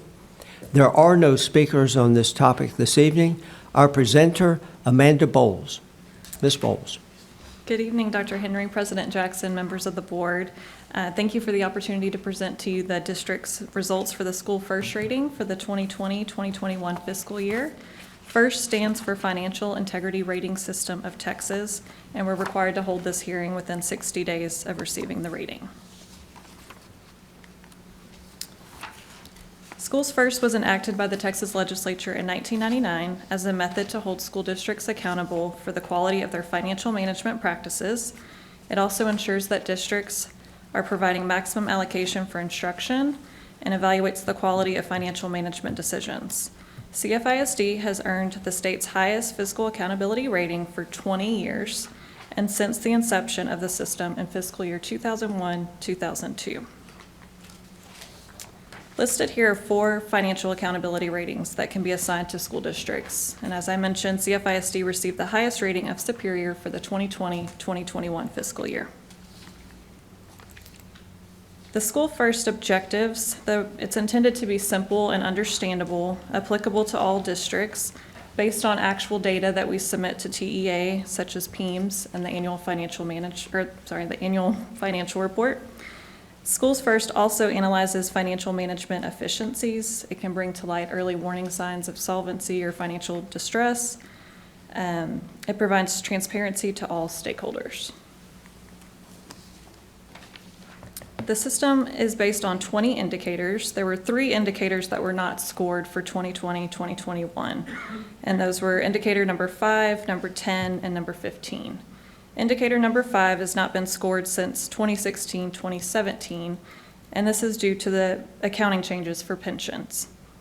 Indicator number 10 and number 15 are newer indicators that were added last fiscal year for 2019-2020. However, TEA decided not to score those indicators this year due to the impacts of the coronavirus pandemic on school district budgets and ADA. I do want to point out that if they would have been scored, Cfisd would have received the full points on both of those indicators. Our 3-year budget to actual variance for general fund revenue was 0.80%, and our average daily attendance was within 2.99% of what was submitted to TEA, which is very good considering the impacts of COVID on attendance. Cfisd received maximum points, max points on 15 of the 17 scored indicators. I just wanted to point out the 2 indicators that we did not receive full points on were number 11 and number 12. Number 11 is the long-term liabilities to total assets ratio. We received 4 out of the maximum 10 points on this indicator. And this indicator looks at our long-term debt as if it's due at one time, when in fact it's due over 20 plus years. Districts are required to set an INS tax rate that provides sufficient funding to make our annual bond payments. And we're not allowed to excessively add to our debt service fund balance if the current bond payments do not support the tax rate. The second indicator that we did not receive full points on was indicator number 12, which is debt per $100 of assessed property value. We received 8 out of the 10 points. This was a new indicator that was added last year, and it was intended to evaluate the district's ability to make debt, principal, and interest payments. And again, this indicator is also looking at long-term debt, which is not reasonable considering our bond-related debt is not paid in a single year and will be paid over 20 plus years. And also over the 20 plus years, our property tax base is going to continue to grow. In addition to the indicators, we're also required to disclose the 5 items listed on the slide. The superintendent's contract for the current 22-23 fiscal year has to be either disclosed in our first report or separately on the district's website, and we choose to put that in the first report. And we're also required to report any reimbursements to the superintendent and to the board for items such as registration fees and travel associated with professional development. And you can find those on page 23 of the annual financial management report that you were all provided. And this report, I just wanted to also say this report will be added to the financial information section on our district's website. In addition, we're required to report on any outside compensation received by the superintendent in exchange for professional consulting, any gifts of $250 or more to executive officers, the board, and their immediate families, and also any business transactions between the district and the board. And for those last 3 items, there was nothing to report. At this time, I would like to describe the 3 categories of indicators that the district is scored on. The first category is the critical indicators. Failure of any of these listed indicators would be an automatic failure of Schools First. The critical indicators include submitting the annual financial report to TEA by the deadline of November 27th for June 30 year ends. Another critical indicator is to receive an unmodified opinion on the annual financial audit report, which is the highest level of assurance that we can receive on our financial statements. We must also make timely payments on our bonded debt and to state and federal agencies such as TRS and IRS. And as I mentioned earlier, this last indicator listed on the slide, it's not currently being scored due to the fact that a majority of school districts have a negative net asset balance due to the accounting requirements for pensions. The second category of indicators evaluates the district's solvency and are designed to detect early signs of solvency-related issues. And there's 9 of these indicators in this category. The last category of indicators is financial competency. These indicators are designed to show the quality of district management decisions and financial management practices, and there's 6 indicators in this category. And more detailed explanations on the solvency and financial competency indicators are included in the annual financial management report. There is one indicator that I would like to highlight, and that's indicator number 13, which is the administrative cost ratio. The administrative cost ratio is calculated by adding general administration expenditures and instructional leadership expenditures and dividing that by our instruction, library, staff development, and counseling expenditures. And so for districts with more than 10,000 students, we're allowed an administrative cost ratio up to 8.55%. And as you can see, Cfisd has been well below this threshold for many years. And for this year that I'm reporting on, 2020, 2021, we were at a 3.39% administrative cost ratio. And I do want to call out the decrease in that is mainly due to the additional funds that were spent on the purchase of Chromebooks. So that really drove up our instruction cost. And TEA actually calculated this ratio a little bit different this year. Typically, they only look at, or only factor in general fund, and they actually added in ESSER grants and the PPRP, prior purchase reimbursement grant. I'm assuming the reason is because they supplanted some state aid with those grants. And so a lot of our Chromebooks were charged to the PPRP grant, and so those were factored in, and so that drove down that ratio just a little bit. And for further comparison, I'd like to show the administrative cost ratio for a few of the area school districts and the larger districts across the state. As you can see, one of the highest administrative cost ratios in our area is Spring with 9.39%. Dallas, the second largest district in the state, is at 9.58%. And on the next slide, Houston, the largest school district in the state, is at 4.76%. And like I said, Cfisd, the third largest district in the state, is at 3.39%. So we're one of the lowest administrative cost ratios in the area and across the state. This concludes my presentation, and at this time I'd be happy to answer any questions you may have. Scott, any questions? I do not at this time. Thank you. Natalie? No questions, thank you. Gilbert? Thank you for your presentation. Thank you. To the left, Lucas? You stated it. Could you please repeat what goes into the calculation of the administrative costs? Yes, it is general administration, Okay. instructional leadership, and then that's divided by instruction, library services, counseling, and staff development. Thank you. You're welcome. Julie? Thank you for the report. I look forward to this every year. It's just such a fantastic benchmark for us to look at. It's created, it's driven by an outside independent source, the state, and the fact that it measures our financial integrity and that we've earned the highest rating since it was put in place for 20 years. It just is very comforting to know that we are good stewards of our tax dollars. So thank you. Thank you. Excellent report, but more than an excellent report, I think, is the realization that this is one of the few districts in the state of Texas that has had the highest rating every year. You know, a new rating came out, and there were only 10 of us. And it just speaks to the professionalism, but also the diligence of those of y'all in your department, Karen and Amanda.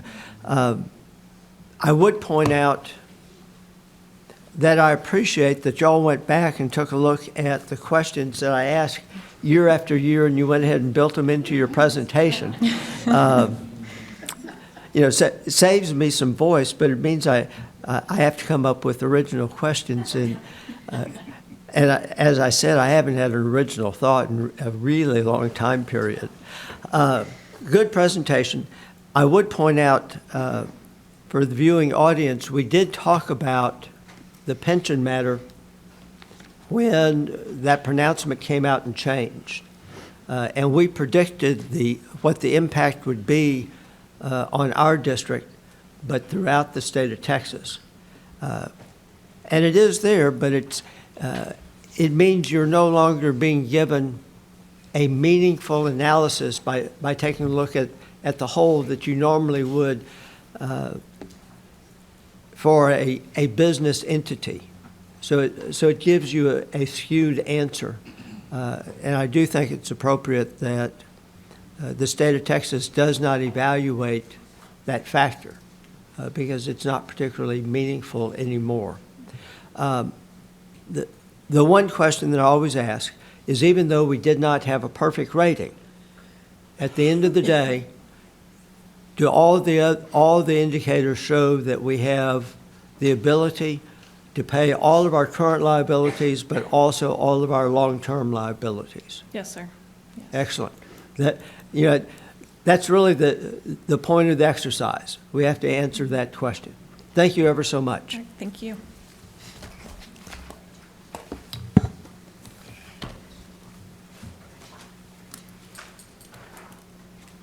The board will now review the following action items. During the review of the following action items, any board member may remove one or more of these items, at which times these items will be addressed and voted on individually. 5A, period. The board will consider approving the minutes of the September 12th, 2022 regular board meeting. There are no speakers on this topic this evening. May we move this to consent? Holly, if you would, please. 5B. The board will consider awarding bids and contracts and/or authorizing purchase orders as recommended in the posted agenda item. We have 4B1, 2021 Elementary School number 59, 4B2, ES 58, Traffic Signal Clay and Elm Drive. There are no speakers on this topic this evening. Do I have any questions? Lucas, Julie, to my right, no questions. Of course I do. I mean, if we have numbers, I'm going to have questions, right? 5B1, Matt, and some of this we already know because it's in the board book. Did we award the bid to the lowest bidder? That's one question. Another question is, did we have any mitigation that was required for potential flooding? The corollary to that is, where do we stand in the 100-year, 500-year floodplain? Does the construction include all of the safety factor considerations currently in the training we were all required to take, that's known as EOP? And if you would, remind me what EOP is, and does the district use a more updated acronym? Yes, sir. To answer your first question, we did award this contract to the lowest bidder. To answer your second question, this site is not located within the 100-year or the 500-year floodplain. However, the floor elevation of this facility is 5 feet above the 100-year base flood elevation. We also added additional detention to this site to supplement the detention provided by the subdivision. And we're hoping that, we're certain that this will help us better mitigate increased rainfall rates and any potential flooding event like Harvey. Your third question, yes, sir. All of our safety and security features that we include in the 2019 bond and that are part of our EOPs are included in this facility. This includes security fencing, secure vestibule with additional protection for our receptionists, secure doors to the academic areas, segmented classrooms with doors and intruder lock sets, classroom phones, security cameras, lockdown buttons, door prop alarms, and impact-resistant glass on doors in high-traffic areas. EOP is an acronym for Emergency Operations Plan. What we currently use is our acronym is CRP, and that stands for Crisis Response Plan. And I do remember that in taking this required training of every board member, the training on safety, it pointed out that for students to achieve academically and to reach attainment, they have to feel safe and secure on their campus. And so although this might sound like an odd question, how does this impact learning of our students? It is, in fact, the foundation and basis of it. I think it's very important for our students to feel like they have a safe place to come and learn in a safe environment, but it's also important for us to create an educational environment that supports education, doesn't look like a prison or a fortified facility. And I think the different layers of security that we put in place, along with the designs that we have taken and applied to our campuses, provide a safe and secure atmosphere, but in an atmosphere that's conducive to learn. You know, it's interesting you made that point. Probably the biggest individual reason why I moved out of the downtown area out here to the suburbs is the high school my children would have gone to. They had put barbed wire fence around the school. And I thought any school that either had to keep the kids in or keep people out with barbed wire fence was not something. I said barbed wire, it was razor wire.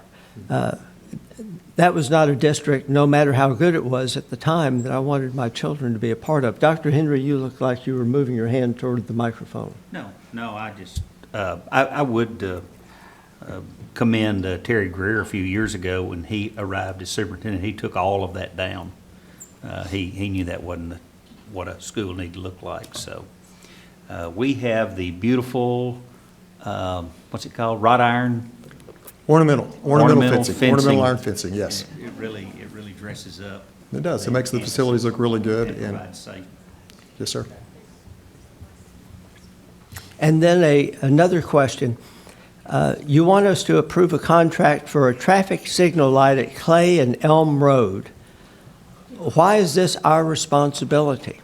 Well, every time we do a major facility or a major project, we have to submit a traffic impact analysis report to the county. And because we're building an elementary school in this location, we are going to impact traffic in that area with car riders, buses. And because the county had no capital projects planned for that area of Clay Road, we're responsible for the light. Very good. Thank you, sir. Yes, sir. May we move this to the consent agenda? Holly, if you would, please. 5C, the board will consider approving the 2022 certified tax rolls and the estimated collections rate for 2022 to be 100% and the 2021 excess debt collections rate to be 0. There are no speakers on this topic this evening. Do you have a presentation, Karen? Questions only. Looking to my left, Lucas, Julie. To my right, Scott, Natalie, Gilbert. No questions. Oddly enough, neither do I. I know you're disappointed.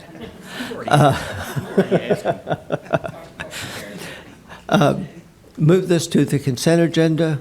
Looking to my Holly, if you would, please. Thank you. 5D. The board will consider the 2022 tax rate resolution to support the 2022-2023 maintenance and operations and debt service budgets by setting the 2022 M&O and interest and sinking tax rate. No speakers this evening. No presentation. I think we've already heard about this. With the forbearance of the board, I would like to leave this as a separate item, as important as this is. I agree, Mr. President, and I do have one comment. Yes, I'm sorry. No, you're quite all right. I just want to thank you, Karen, for adding the additional language that we have requested in the past and including that language as we raise these, have to vote on these resolutions. As I've stated in the past, perhaps too strongly, that my thoughts on the requirement for local independent school board trustees to have to use language that is inaccurate and misleading with our constituents. I appreciate that we have the opportunity to add our own language for clarification and in hopes that it clears up some of the miscommunication and the confusion that the resolution may create. So thank you for including that. Other questions, comments? So, Holly, that will be standalone. 5E, the board will consider approving the non-use and non-disclosure agreement between Cypress-Fairbanks ISD and Fajita Pete's Franchising, LLC, to provide a community-based work training site for CTE students. There are no speakers this evening. However, do we have a presentation, Linda? No presentation. Question only? No. Samples? Okay, no samples this evening. May we move this to consent? So if you would, Holly. And then we have another one of these, 5F. The board will consider approving the affiliation agreement between Cypress-Fairbanks ISD and HEB and its affiliates to provide unpaid community work-based training for CTE students with disabilities. No speakers on this topic, no presentation. Any questions? Looking to my left. Or comments? I'll just make a comment. I am grateful for our CTE departments and our curriculum departments for reaching out to local business partners to create these opportunities for our students. And to my right, Scott, Natalie, Gilbert. And this is another way that our community supports the school district, both on 5E and 5F.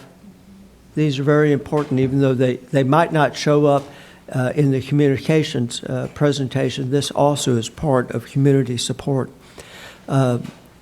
We may move this to the consent agenda. Holly, if you would, thank you. 5G, gotta love this one. The board will consider approving the Adopt-a-State Highway Contracting Agreement between Harris County and Cypress Falls High School Air Force Junior ROTC and Cypress Springs High School Air Force ROTC, Texas 200016. Well, I got the number for one of the two.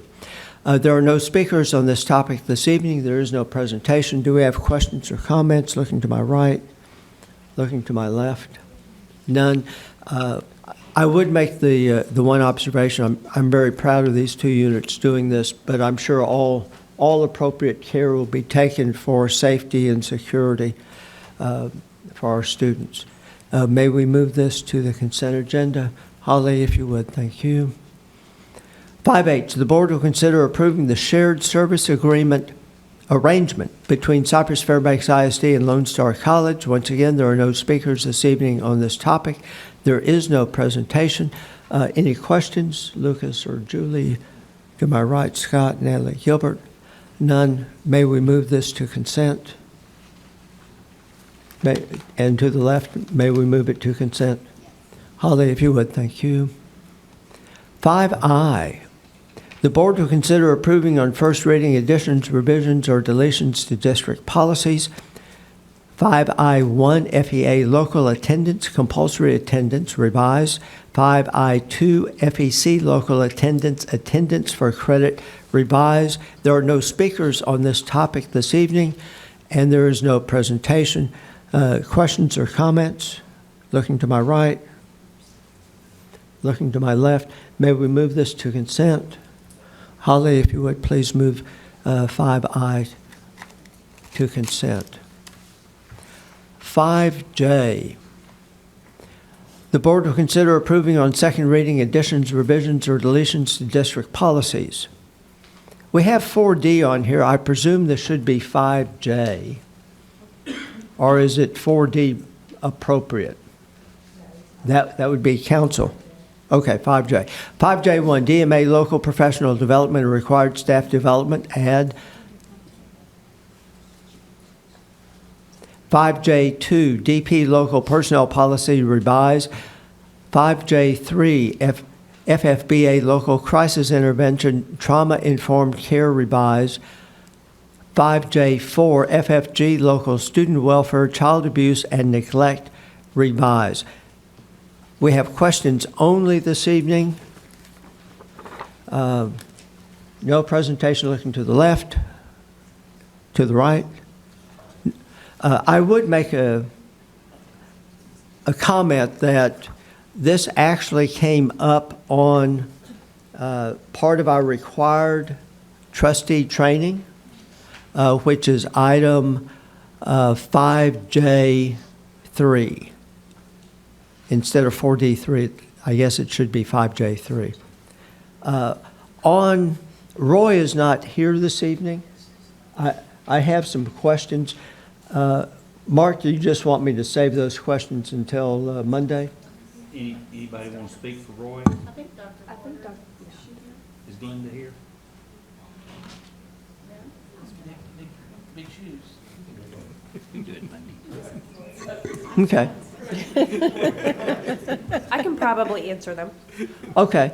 5J2, DP local personnel policies revised. This relates to school counselors. And anything that was a campaign issue, I always loved to bring up. So this was a major issue of mine 12 years ago. I attended a seminar that pointed out that our school counselors had the highest caseload of any of the major districts in the greater Harris County area. And every year I always push to have more resources placed into that category. A handful of years ago, Linda reported that we were now in line with other districts and had a slightly better caseload than other districts. So the question is 2 points. One, what is our current percentage rate? And the percentage rate that's tied into this, Senate Bill 179 mandates that the board adopt a policy requiring school counselors to spend at least 80%. And so I'm curious, do we have a handle on what our percentage rate is? And then really more to the crux of the question is, how is our caseload now, particularly in light of COVID? Now, I know that management took the concept of more resources and created a mental health team. So that caseload also falls to them. So I know I had a couple of questions in my five minutes of comments, and if y'all can figure out what I was asking, go ahead and answer the question. Well, the policy is codifying the change in the law, and what I will say is that we also use funding to create a second elementary counselor position that has helped significantly, and that we also at the secondary schools or at the high school, we have testing coordinators, and so special ed administrators. So we have a lot of ways that we have attempted to address other duties that in other districts oftentimes fall to counselors. And so we have, strategically staffed in order to address that. I don't know off the top of my head, but we can certainly have that information on Monday, what we have right now, where we're sitting at as far as the percentage of time that counselors spend counseling. So we can get that. If that's kind of your question, where do we sit? Well, yes. So the question is twofold, and I think you addressed the caseload, that we have taken steps to reduce the caseload, which I appreciate. And then the second part is, that's actually the law. So as a board, we need to find out how close are we to hitting that magic 80%. Yeah, we strategized on how we would come up with that, and I don't remember, Deb, I'm looking at you, when I know we talked about it, but I don't remember how we ultimately came up with that, and so I'll have to get that information and bring it to you on Monday. And we may not have a process or procedure in place. No, we did. We came up with, and I just apologize, I don't remember, and Roy's not here, so I know he'll be here on Monday, and so we did, because we needed to figure out if we were, in compliance. Okay, very good. Julie, you had a question or comment? No. May we move this to the consent agenda? To my left. Holly? 5L has been removed from the agenda. 5M. Well, why don't we do 5K? The board will consider approving the Cypress-Fairbanks Annual District Professional Learning Plan. There are no speakers on the topic this evening. Once again, no presentation. Looking to my right for questions or comments. To my left, none. And Mr. Jackson, this was the one that I so proudly puffed up and said I can answer the questions. I didn't realize which policy. So just for everybody's information, if you have any questions about this one, I'm your girl. Marnie, I don't know that I have until tomorrow morning to hear your answer on this one. But I'm sure it was scintillating and was most informative, so thank you for offering. May we move this to the consent agenda? Thank you. Holly, if you would. 5L has been removed from the agenda. 5M, the board will consider the approval and execution of the plat for the 50-acre tract on FM 529. There are no speakers this evening on this topic. The backup was fairly interesting on this. We don't have a presentation. Any questions or comments? Yes. Roy, Yes, Julie. can you share what this property is to be used for? This is a 50-acre tract that we purchased about a year and a half ago, and we purchased it for future support facilities. So depending on the enrollment growth, we will evaluate the overall use of the property, but right now we do anticipate it for some support function for the district. And looking to my right.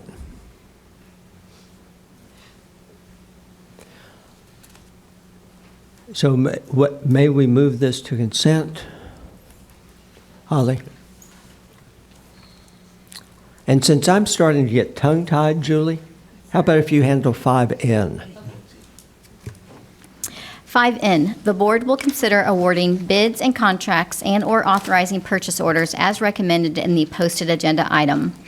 5N1, Art Consulting, Mark Henry, EDD, Admin Building, and Visual and Performing Arts Center, VPAC. 5N2, Berry Center, Pridge and Stadium, Post-Event Cleaning. 5N3, Charter Bus and Travel Agency to events for students and staff. 5N4, Electric School Buses.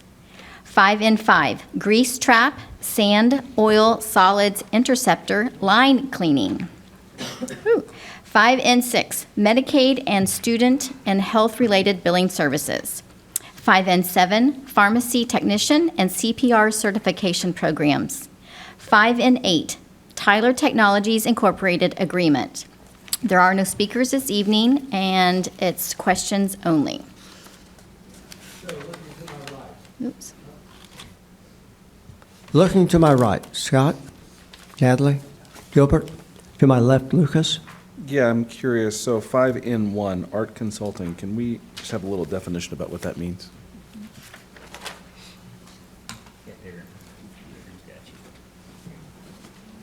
Sorry, can you repeat the question, please? Sorry. Regarding 5N1, Yes. so just understanding in context for the art consulting? Okay, so in the two new buildings that we're opening, we've done one student competition to solicit artwork from students. We have another phase. That competition hasn't happened yet, so we will have more artwork there. And basically, this contract is to award a company to come in, do the matting, framing, and hanging so that everything is displayed in a really nice fashion. So this is matting and framing of student artwork? Yes. Awesome. Yeah. Very good. Julie. While you're there, Darren, I do have a follow-up question. The amount of the estimated expenditure was $80,000, but the bid that was recommended, the supplier, it was less than that, about half of that. So can you clarify that distinction? So the bid that we have right now is for the first phase of it. Okay. And so it is roughly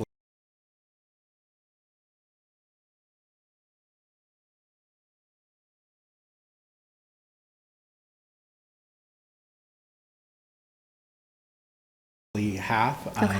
When we do the second phase, then we'll be able to award that without bringing it again. Back. Okay, that makes sense. Thank you. No, you're welcome.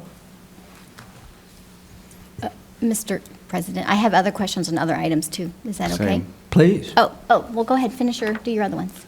My only other one is just clarity about 5N8, Tyler Technologies. So what's the purpose, what's the context, what was the bid amount? Okay. I'm going to bring up Dr. Kane Smith. He's our Director of Transportation. He kind of led the effort on that. So, Dr. Smith, if you would come up, please. I will yield the podium to you. Sir, thank you. So our current system that we have for student verification, ZPass, which is provided by Zonar, that program is actually being sunsetted at the end of this year. So we were required to look for another source. So we're recommending to the board Tyler Technologies, which is actually a turnkey operation that provides routing, student verification, GPS, communication, a number of things through the transportation department to our parents, to our students, to our campuses, to our community. It provides the student swiping opportunities like we have currently, but it goes beyond that to actually give notification when a bus is close to a bus stop. It gives estimated time of arrival to a bus stop, and it actually allows the parent to see where the bus is on their application. And it will, again, tell you when the student got on, off the bus, where they got on and off the bus. And it also provides a easier line of communication between transportation and to the campuses and to the parents and to the community in general regarding any route changes, delays, things of that nature. So as a parent who is currently standing on the block waiting for my 2-year-old, I can, or the morning scramble of where's the bus? Did it pass its point? How many minutes do we have before we have to get to the bus stop? I applaud the fact that we can tell where the bus is, because that's something that currently we do not have, right? Correct. No one, all you know is it left the facility. You don't know if there's traffic on the way, et cetera. So all of the additional services that you're describing are going to be a strong benefit to the parents. Yes, sir. Thank you. Julie. Thank you. While you're there, no, don't leave. I had a question regarding the electric school buses. Some of the cost was offset by an HGAC grant. Can you clarify what that grant is? Yes, ma'am. So that grant is actually provided by the Houston-Galveston Area Council. We were awarded this grant a few months ago. Actually, it's probably been longer than that now, but it was for up to $3.2 million. It was going to cover 75% of the cost of an electric school bus. Nice. So electric school buses are not cheap. Right.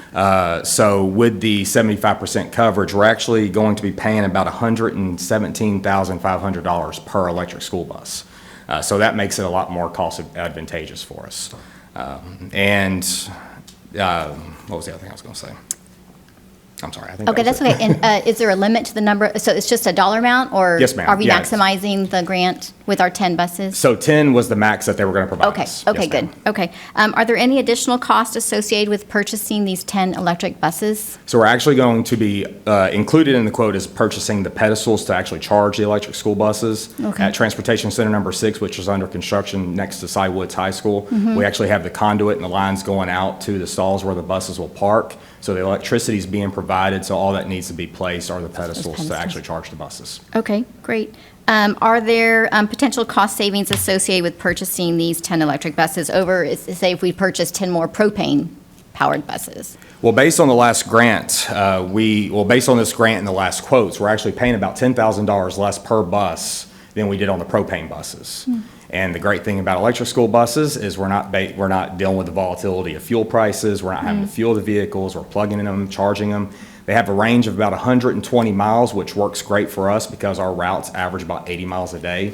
So we can charge them at night during off-peak hours. Got And you. they really they're virtually, they have thousands of less moving parts than an internal combustion vehicle. So the maintenance alone on the vehicle will save us over time. Great. Thank you for the answers. I have one more. Go ahead. I think. 5 and 6 on the Medicaid and student and health-related billing services. From the backup, it looks like we are outsourcing a function that we have previously done in-house. Is that correct? Yes, so many years ago, we did do that in-house. Okay. But several years ago, we did make a decision as a district to outsource that. One of the main reasons for that, so the SHARS billing, those who don't know what that is, it's student health and related services. Medicaid-eligible students who have an IEP, or an individualized education plan, if they have services specified in those plans, then we can actually bill back for those services that we provide that are required. Those regulations are ever-changing. And really, we felt as a district at that point, so the way to maximize that reimbursement and lower the cost to the district was to hire somebody as a specialist to come in and do that. Okay. So MSB is the company that we have been using. We were on a multi-year contract with them. Our intention at this point is to do a one-year contract, and then when that contract is over, to do a formal RFP so that we can get quotes and presentations from all the different companies that do that. Great, thank you. Okay. Thanks for that clarification. You're welcome. Thank you. Well, Darren, as long as you're at the microphone. It's nice to see you as well. Yes, sir, I thought you'd be pleased. This question is more of clarification, and it's something that the board had a direct impact on. When budgets had to be cut 20% over a couple of years, one of the things that was cut dramatically was bus service. One of the first items that the board and management decided needed to be reinstated was the bus policy. So if you would, please remind us what our bus policy is. How do we compare as a student transportation system, say, to our surrounding districts? And then Mark or Linda or Teresa might contribute. How does bus service actually benefit student attainment? Okay, so I can handle the first part, certainly. So our bus policy is very simple. Any student, so long as they are not on a voluntary transfer, so if they have chosen to go to another campus, we don't transport those students. Any other student is eligible for transportation. And that is a dramatic difference from many of our surrounding districts. We do about 70% of our students that we transport. An average regular district is about 30% of their students. A dramatic difference. Yes. And to our educators, why is this a good policy? I mean, the board voted on it, but we voted on all kinds of things. Does this policy enhance student attainment?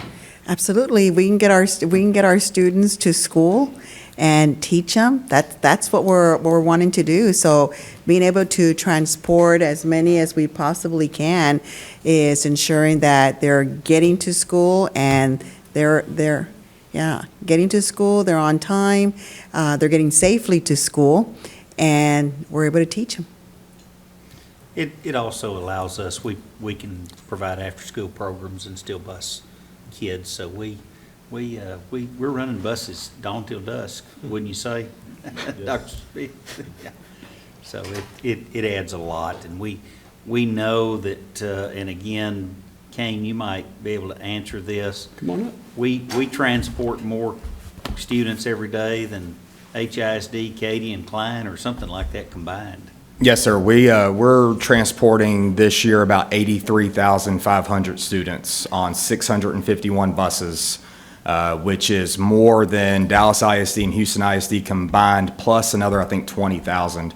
And we do it on about 200 buses less than Houston ISD does it. So very efficient routing operation. Excellent. Thank you, sir. Gilbert?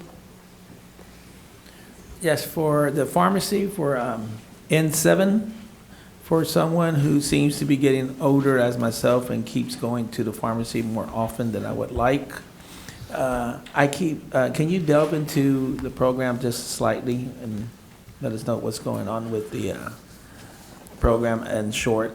So this is one of our CTE programs. So it's something offered to our students so that they can receive some pharmaceutical training to prepare them for a career in that field, and then also CPR training. So that's the purpose of that.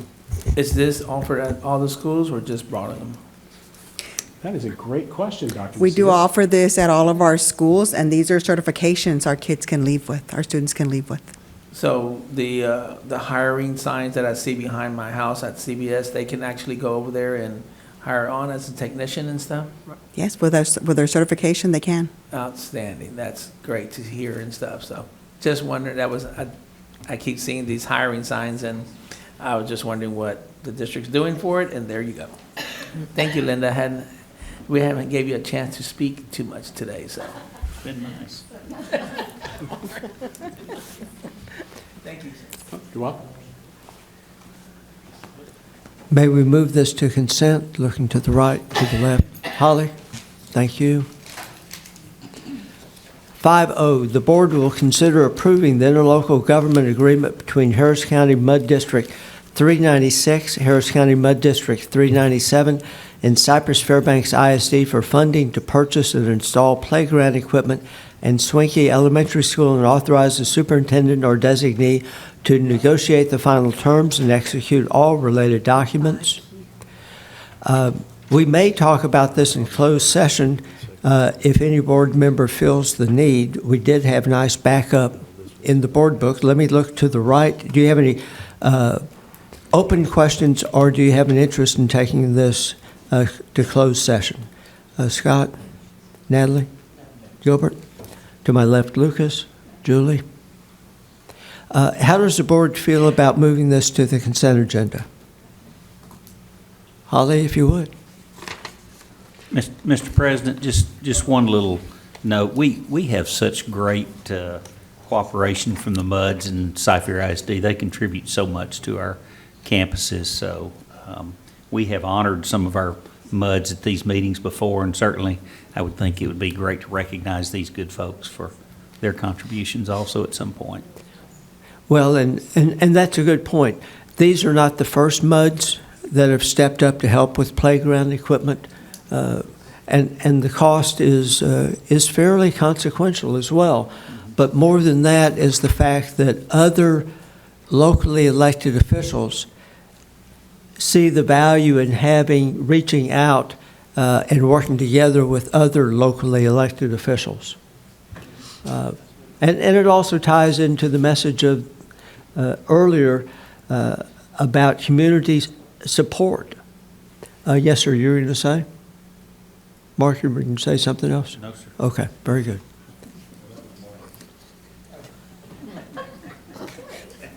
May we move 5O to the consent agenda? Holly. 5P, another interesting one. The board will consider declaring a narrow strip of vacant land located next to Tips Elementary School as surplus and considering authorizing the sale of it to the adjacent property owner. There are no speakers on this topic this evening. This item will be discussed in closed session pursuant to Section 551.072 at the end of this evening's board work session, although we do have pretty clear information in the board book.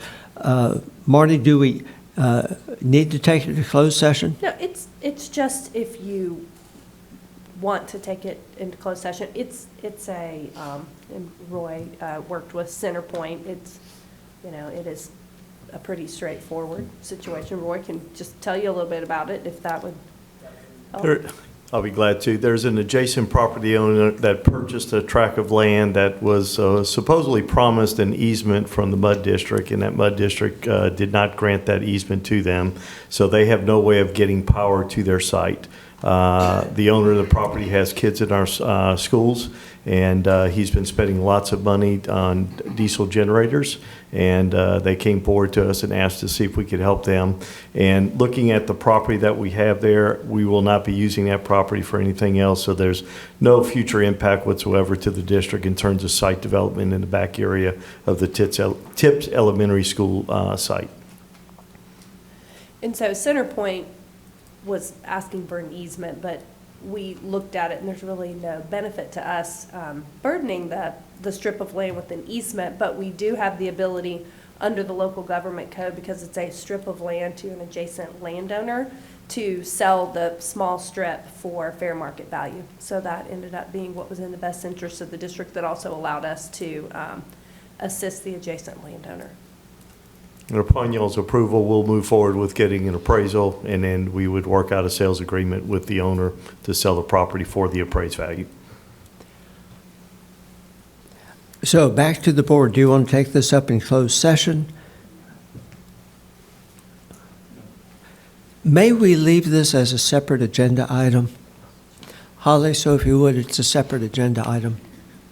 5Q, the board will consider making a determination that good cause did not exist as required by law for Matthew Arnick, Jasmine Baxter, Alexa Chaplin, Bailey Crow, Dominique Jackson, Sung Lee, Chesney Martin, Adam Page, Megan Susong, and Kirsten Zapata to resign their respective employment contracts. This item may be discussed in closed session pursuant to Section 551.074. There are no speakers. We will be taking this up in closed session. Before we move to closed session, I would like to thank everyone for being here tonight. And I want to thank you to those of you watching at home for spending your evening with us. May I have a motion to move into closed session on agenda items 5Q? So moved. Motion's been made. Do I hear a second? Second? Who was the second? I was. Lucas was the second.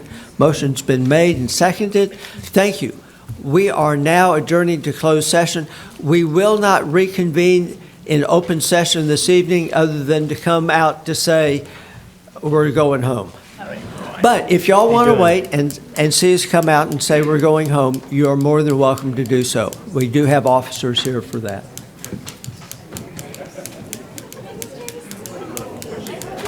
Thank you. Get out quicker.